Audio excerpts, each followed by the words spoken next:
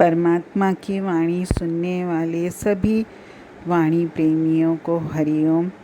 आशा करती हूँ कि आप सकुशल होंगे और डेली परमात्मा की वाणी प्रेम पूर्वक सुनते होंगे।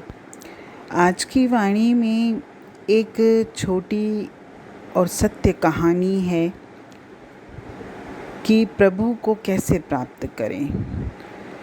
ज़्यादातर जो जिज्ञासु होते हैं, जिनके मन में परमात्मा के लिए प्रेम होता है, उनको ऐसा लगता है कि उस परम शक्ति को, उस प्रभु को प्राप्त करने का कोई उपाय तो होगा। तो जो भी व्यक्ति परम ज्ञानी होते हैं, तो जो जिज्ञासु प्रवृत्ति के लोग होते हैं, वो उनके पास ज़रूर जाते हैं। और ऐसे ही एक जिज्ञासु था, वो एक ऋषि के पास गया। उस ऋषि के बारे में ये था कि वो उनके पास जो भी कोई प्रश्न लिख के आता है, वो उनके उत्तर से संतुष्ट होकर ज़रूर जाता है।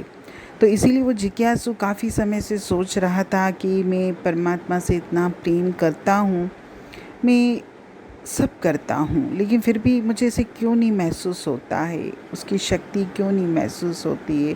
प्रभु को प्राप्त करना यानी उसको महसूस करना होता है। तो ऋषि जो थे, परम ज्ञानी थे। जब ये जिज्ञासु उनके पास पहुंचा तो ऋषि ने कहा, ठीक है, तुम मेरे साथ चलो, मैं तुम्हारी जिज्ञासा शांत करता हूँ, तुम्हारे प्रश्न का उत्तर देता हूँ। ऐसे अगर हमसे कोई प्रश्न करे और हम सिंपल बातों से, शब्दों से अगर उसको समझाएंगे, तो हो सकता है सामने वाले को समझ में आए या ना भी आए। लेकिन किसी बात को अगर प्रैक्टिकल करके दिखाओ तो वो चीज़ बिल्कुल हमारे माइंड में फिट हो जाती है। तो ऐसे ही ऋषि ने कहा कि चलो, तुम्हारी जो जिज्ञासा है ना कि मैं प्रभु को प्राप्त कैसे करूं, आप मुझे उपाय बताइए, तो चलो तुम्हारी जिज्ञासा को शांत करते हैं। ऋषि इस जिज्ञासु व्यक्ति को एक लोहार के पास लेके गए। उस समय वो लोहार तलवार पर धार लगाता हुआ उनको मिला। ये दोनों, ऋषि और वो जिज्ञासु, उसके पास जाकर खड़े हो गए। परंतु लोहार ने उसकी तरफ, उन दोनों की तरफ एक बार भी नहीं देखा। ऋषि और जिज्ञासु वहीं खड़े रहे और वो अपनी तन्मयता से, बिल्कुल एकाग्रता से इधर उधर न देखता हुआ सिर्फ अपनी तलवार पर धार लगा रहा था। अभी ये दोनों वहीं खड़े थे। थोड़ी देर के बाद ही वहीं से एक जुलूस बहुत शोर मचाता हुआ निकला। बहुत आवाज़ थी उसकी, लेकिन लोहार ने उस तरफ भी आंख उठाकर भी नहीं देखा। अगर हम कोई कार्य कर रहे होते हैं और एकदम से कोई जुलूस या कोई बारात निकलती है, तो हम वो काम छोड़ के, या काम ना भी छोड़ेंगे तो कम से कम हमारी दृष्टि तो उधर जाती है अगर हमारी सामने से कोई चीज़ निकले तो। लेकिन उस लोहार ने उस तरफ आंख उठाकर भी नहीं देखा। फिर थोड़े समय के बाद, जब ऋषि और जिज्ञासु वहीं खड़े रहे, थोड़े समय के बाद वहाँ से सिपाहियों की एक टुकड़ी मार्च करते हुए निकली। वो भी बहुत आवाज़ करते हुए जा रहे थे, लेकिन लोहार ने उनकी तरफ भी नहीं देखा और अपने काम में लगा रहा। तनिक भी उसने ध्यान नहीं दिया, एक बार भी दृष्टि उसने ऊपर नहीं की।